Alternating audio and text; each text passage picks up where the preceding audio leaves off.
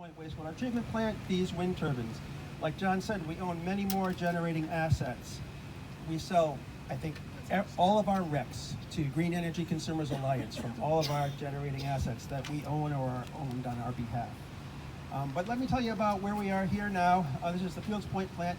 It takes a lot of energy, to turn raw sewage into water that's clean enough to discharge into the Providence River right over there. That's where our outfall is.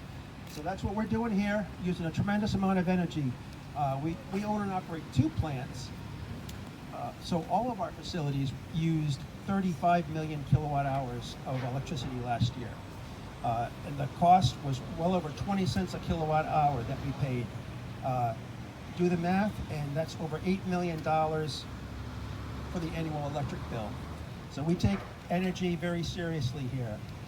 As John said, we're 70 to 80% of our way towards self-supplying 100% of our own electricity. Because we sell all the RECs, though, we can't claim the greenhouse gas emission reductions ourselves. The buyers, such as some of you perhaps, can. So Rhode Island's an interesting place to be doing this. I think Amanda's going to talk about upcoming legislation, and we're keeping eyes on that, and we're struggling to do what we can. So let me get into some more details. These were the first wind farm in Rhode Island in 2012. Portsmouth Abbey, they installed one first, but that's not a farm. We had three. We can call it a small wind farm, or perhaps I like to call it a wind garden, right? It's not that big. But I'm not sure if you know. I bet you're an audience that knows a lot, but I'll go into some basics. These are spaced pretty close together. They're only 3 rotor diameters apart from each other.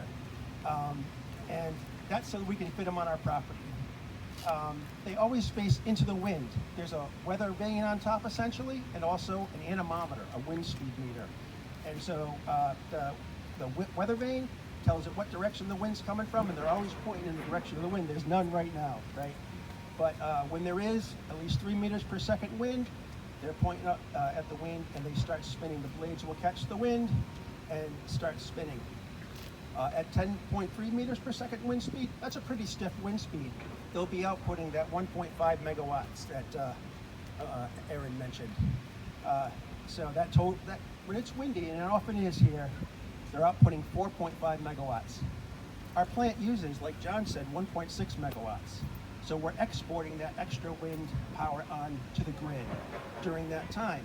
We're using what we can, the 1.6, and exporting over 3 megawatts many times. So it's pretty cool. It's a bidirectional, it's called a bidirectional utility billing meter.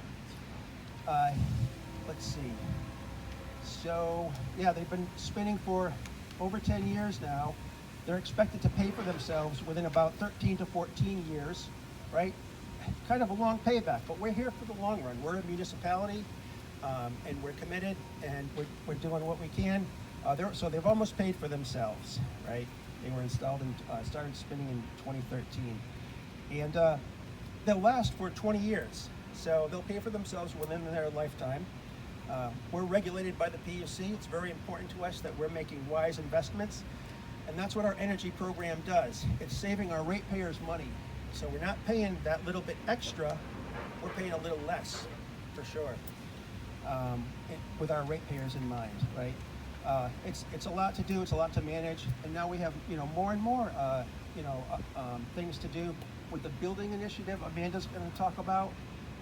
We have 2 brand new buildings at Buckland Point, and that CHP engine that John talked about, it burns biogas. Biogas is a renewable resource. That should be starting soon, and generating credits that we're going to look for a buyer for, because it's important for us, like I said, to pay off these investments, and that's what we'll do with our RECs. We have to sell them until we can pay them off. Perhaps after that, we can start retiring them and then calling ourselves greener and claiming those greenhouse gas reductions, especially with the new legislation that's coming through. It's a lot like with solar. If any of you have solar on your home or know about solar on your home, usually you're gonna sell your renewable energy credits for about 10 years, but then and to help you pay off your solar system. But then after that, you're going to keep them, and you're going to be considered green power, and you're keeping them away from people who would be buying them, which means the utilities, since they're mandated to buy them, will be looking elsewhere for more RECs, which helps drive demand. So a lot of you, anybody who's done solar has done exactly what Barry's talking about.